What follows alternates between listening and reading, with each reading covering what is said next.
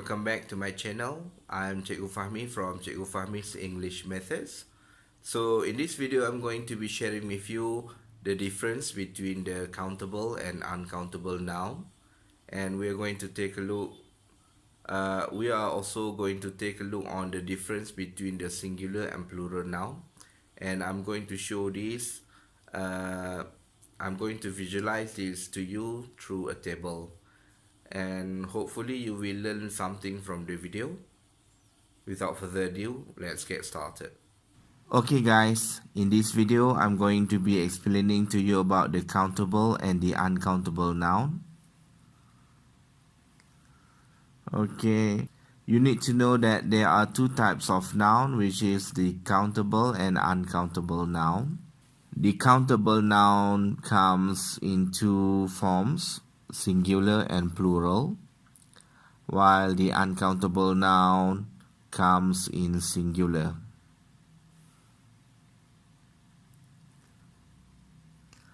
Okay, here is the example for singular countable noun. Okay, the first example is book, one book or a book.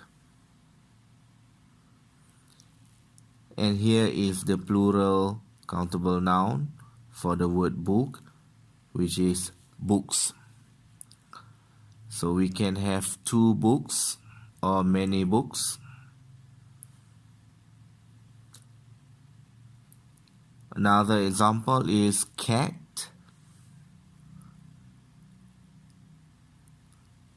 which the plural is cats.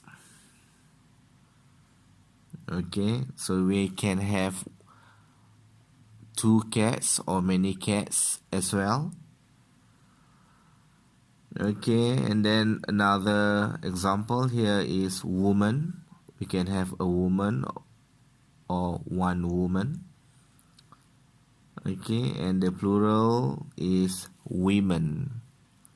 Okay, so if we have more than one woman, we need to say it as two women or many women. So to use the singular, you need to put any of these four in front of the word, in front of the noun. For example, an apple, or the apple, my apple, or this apple. So in order to use the singular countable noun, you need to put any of these four before the noun itself, before the singular noun. For example, you need to say this is an apple, or this is my apple, or this is the apple, or this is your apple. Okay, and you cannot simply say this is apple. Okay, so this is contrast with the plural countable noun. Okay, for plural countable noun, you may say as a lot of apples, many apples, two apples, or just apples. For example, you may say, I like apples. She would eat apples during her travels. Here are some of the examples for singular and their plurals noun respectively. Okay, for deer, we got one deer and two deer without S. Okay, the same thing goes to one sheep and two sheep without S as well for the plural. Then we have nouns which come only in the plural forms, which is called as the pluralia tentum. This is an example for a pluralia tentum, a pair of glasses. For glasses, we need to use a pair of glasses, and you cannot simply say a glasses. And the same thing goes to a pair of scissors, where scissors come only in plural form. Okay, here is the example for noun with different spelling for the plural. One man and a lot of men. Okay, so man becomes men. Okay, this is an example for noun which the singular and plural would be different, totally different. For example, like one worker and two staff. But two workers is still acceptable. Okay, now let's move to the next slide. Okay, here is the list for the singular noun with their plurals. Okay, for example, like the word appendix, we got appendices. Index becomes indices. Potato becomes potatoes. Volcano becomes volcanoes. Witch becomes witches. Baby becomes babies. Gallery becomes galleries. Reality becomes realities. Analysis becomes analysis. Crisis becomes crisis. Half becomes halves. Loaf becomes loaves. And wife becomes wives. Okay, here is the list of the numeral coefficient that we can use with singular and plural noun. For singular, we have a, an, another, any, every. For plural, you may use a few, many, several, a lot of, plenty of, some. For example, you may say a student, another student, any student, every student. For the plural, you may say a few students, many students, several students. And for uncountable noun, you may use a little, much, great, and less. For example, a little water, much water, a great deal of water, and less water. And here is the universal numeral coefficients that you may use with the countable and uncountable noun. Any, a lot of, plenty of, some. Means that you may use with any student and any water. Okay, for example, any student, a lot of students, plenty of students, some students.